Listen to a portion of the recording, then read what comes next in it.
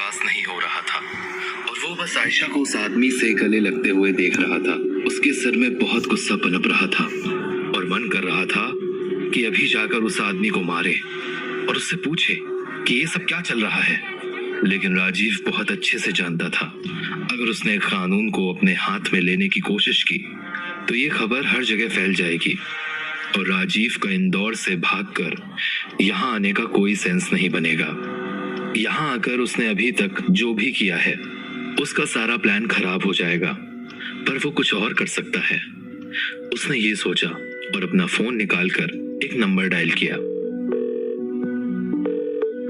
तुम मुझे 15 मिनट में मेरे घर पे मिलो, मुझे कुछ अर्जेंट बात करनी है। राजीव ने इतना कहकर फोन काटा और तब उसने देखा कि आयशा उस आदमी से दूर हो गई थी। राजीव ने उस आदमी को पहली बार देखा था और तब उसने फोन से उसकी फोटो ली और वहां से कार में बैठ गया। कार चलाते वक्त भी राजीव को बहुत गुस्सा आ रहा था, लेकिन बार बार उसके मन में बस अपने परिवार और बच्चों के और अपनी रेप्यूटेशन के बारे में ख्याल आ रहा था।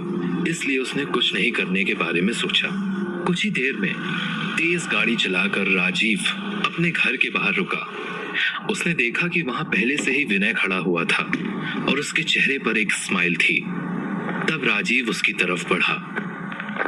क्या हो गया? बहुत जल्दी मुझे बुला लिया। अभी थोड़ी देर पहले ही तो मिले थे। क्या पैसे कैश में देने का मन बना लिया है? बार बार पैसे की बात मत करो। एक बार कह दिया ना कि पैसे दे दूंगा, बात खत्म। अब मेरी बात सुनो। मुझे एक आदमी के बारे में सारी इंफॉर्मेशन चाहिए और किसी भी तरह से वो इस शहर से बाहर नहीं जाना चाहिए। ये तुम्हारी जिम्मेदारी है कि तुम उस पर नजर भी रखोगे और किसी को इस बारे में शक भी ना हो। लेकिन ये आदमी कौन है? क्या तुम्हें कोई ब्लैकमेल कर रहा है? बोलो तो इसे टपका दूं। नहीं, अभी मारने की जरूरत नहीं है। अभी बस जितना कहा है उतना करो और जब सारी चीजें पता चल जाएं, उस दिन मुझे बताना और तब हम इसका कुछ करेंगे। ठीक है, जैसा तुम कहो। मुझे तो बस पैसे से मतलब है। विनय ने अपना हाथ बढ़ाया और भले ही राजीव गुस्से में था, उसने उससे हाथ मिलाया और तभी राजीव ने देखा कि साइड में से प्रिया और ऋषि आ रहे थे। तुम्हें अब जाना चाहिए, मुझे कुछ और काम है। राजीव की बात सुनकर विनय ने गर्दन हिलाई। तब राजीव प्रिया और ऋषि के पास गया। उसने अपने चेहरे पर एक फेक स्माइल दी और देखा कि ऋषि और प्रिया दोनों के ही पास रंग बिरंगे फूल थे। अरे कहाँ गए थे तुम दोनों इतनी सुबह सुबह? डैड, प्रिया ने कहा था कि यहाँ आसपास बहुत अच्छी वैलीज है तो हम उन्हें ही एक्सप्लोर करने गए थे। हमने थोड़ी देर स्नोफॉल में फन किया और फिर हम आ रहे थे तो हमें ये फूल दिख गए। लेकिन बेटा, ऐसे बर्फ में जाना is not that safe. At least mom या डैड में से किसी एक को ले जाते। डैड, ये कैसे पॉसिबल होता? कल रात को आप कहीं चले गए थे और आपके जाने के बाद मॉम भी कहीं चली गई थी और मैंने और ऋषि ने रात अकेले ही बिताई थी। वो क्या रहा है हमारे लाइफ में? जब से हम यहाँ आए हैं मुझे कुछ सही नहीं लगता है। मॉम और आप परेशान लगते हो।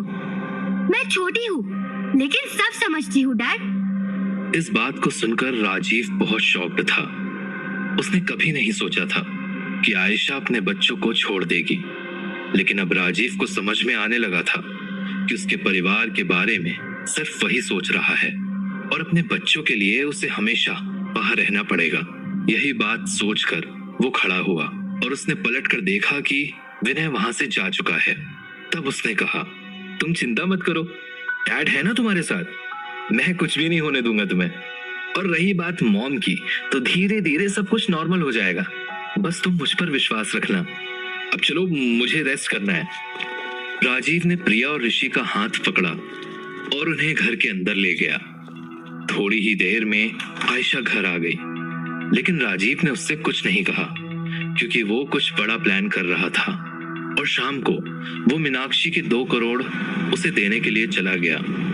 राजीव बस यही उम्मीद कर रहा था कि बस उसकी लाइफ नॉर्मल हो जाए, पर लाइफ नॉर्मल होने पर टाइम लगता है और धीरे धीरे टाइम निकल ही गया। राजीव के पैसे मीनाक्षी ने वाइट करना शुरू कर दिया था। वो उसके पैसों को अलग अलग बिजनेस में इन्वेस्ट कर रही थी और उसका जो भी प्रॉफिट होता वो उसका 20% रख रही थी। राजीव इस बात से खुश था कि एटलीस्ट उसे अब कोई जवाब नहीं देना पड़ेगा कि वो पैसे कहां से ला रहा है और इसलिए वो अपनी रईस लाइफ जीने लगा। राजीव ने एक नई गाड़ी खरीद ली, घर में वो सारी फैसिलिटीज भी चालू करवा ली जिनके बारे में आते वक्त आयशा ने कंप्लेंट की थी। पर राजीव और आयशा के बीच में रिलेशंस अभी भी ठीक नहीं हुए थे, क्योंकि आयशा राजीव से पैसों के बारे में सवाल पूछना चाहती थी, पर राजीव उसे कुछ नहीं बताना चाहता था। वो अक्सर घर के बाहर रहता था और मीनाक्षी के कनेक्शन की वजह से बड़ी बड़ी पार्टीज में जाता था। न्यूज़पेपर में उसके बारे में न्यूज़ पब्लिश होने लगी थी और उसकी एक नई पॉजिटिव इमेज सामने आ रही थी, जिसे लोग शायद पहले कभी पता नहीं कर पाते। राजीव खुश था, लेकिन उसे महसूस हो रहा था कि उसकी बीमारी भी धीरे धीरे उसके शरीर पर इम्पैक्ट कर रही है। उसकी ग्रिप लूज होना शुरू हो गई थी, पर वो किसी से भी इस बात को शेयर नहीं करना चाहता था। 1 महीना बीत गया था और विनय उस आदमी पर कड़ी नजर रखकर उसका हर एक अपडेट राजीव तक पहुंचा रहा था। पर अचानक एक सुबह राजीव के पास विनय का फोन आया। हमारा शिकार आज शहर छोड़ने वाला है, जल्दी बताओ क्या करना है, वरना इतने टाइम का किया हुआ सब कुछ खराब हो जाएगा। तुम उसे पकड़कर मेरे घर ले आओ, मुझे पता है अब क्या करना है। राजीव ने इतना कहकर फोन काट दिया और उसे समझ आ गया कि जिस चीज के लिए वो प्लान कर रहा था वो अब सक्सेसफुल होने वाली है। वो नीचे ड्राइंग रूम में गया जहां प्रिया और ऋषि टीवी देख रहे थे, लेकिन राजीव ने टीवी बंद की और कुछ पैसे देकर उन्हें घर से बाहर भेज दिया। जब वो दोनों चले गए तब आयशा ने राजीव से पूछा, तुमने उन दोनों को कहाँ भेज दिया?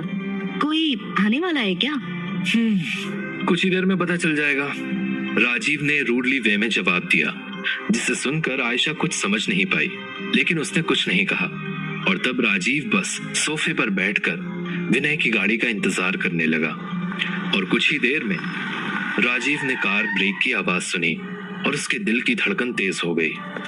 गाड़ी की आवाज सुनकर आयशा भी बाहर आ गई और तब उसने देखा कि विनय घर के अंदर आ रहा है, लेकिन उसके पीछे हाथ पर बंधे हुए आ रहा था वो आदमी जिससे आयशा उस दिन मिली थी। उसके मुंह से खून निकल रहा था और ऐसा लग रहा था कि उसे बहुत मारा गया है। ये सब क्या हो रहा है? बैठ जाओ आयशा, सब पता चल जाएगा। तुम अपने आप को बहुत होशियार समझती हो, लेकिन तुम एक बेवकूफ से ज्यादा कुछ नहीं हो। अगर तुमने एक भी कदम इस आदमी की तरफ बढ़ाया तो फिर अंजाम अच्छा नहीं होगा। राजीव की बात सुनकर आयशा अपनी जगह पर खड़ी रह गई। तब विनय ने उस आदमी को राजीव के सामने घुटनों पर बैठाया। बहुत भागने की कोशिश कर रहा था, लेकिन मैंने इसे पकड़ लिया। आखिर मुझसे ये जीत नहीं सकता, इसे ये समझा देना तुम। क्यों रे, अपने आप को प्लेबॉय समझता है तू? किसी की भी बीवी के साथ सोएगा और उसे पता भी नहीं चलेगा, ये सोचा था तूने? कहां से आया है और अपने आप को कितनी बड़ी तोप समझता है तू? मेरी बीवी को टच करने की हिम्मत कैसे की? लेकिन वो आदमी बस जमीन पर बैठा अपनी आंखों में आंसू लिए राजीव को घूर रहा था। वो कुछ कहने की कोशिश कर रहा था, पर मुंह बंधे होने के कारण बस उसकी हमिंग ही सुनाई दे रही थी।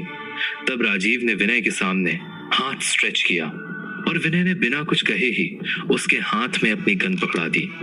आयशा राजीव का ये रूप देखकर दंग रह गई। राजीव, ये तुम क्या कर रहे हो? पागल हो गए हो क्या? तुम सच में अपने घर में ही मर्डर करने वाले हो? क्या हो गया है तुम्हें? तुम्हारा दिमाग तो ठिकाने पर है?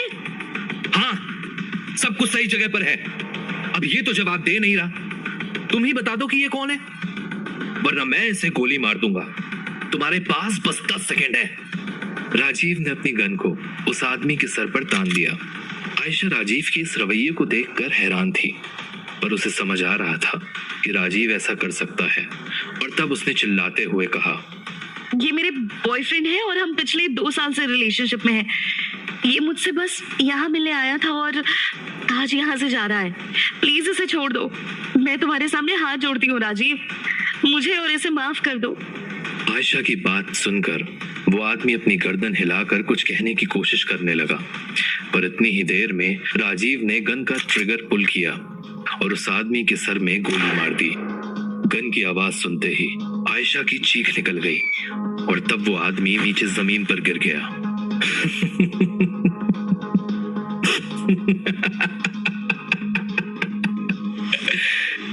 हमने माफी मांगने में बहुत देर कर दी आयशा। इसे जो कीमत चुकानी थी वो ये पूरी कर चुका है। अब बस इस बात के बारे में शुक्र मनाओ कि मैंने तुम्हें कुछ नहीं किया।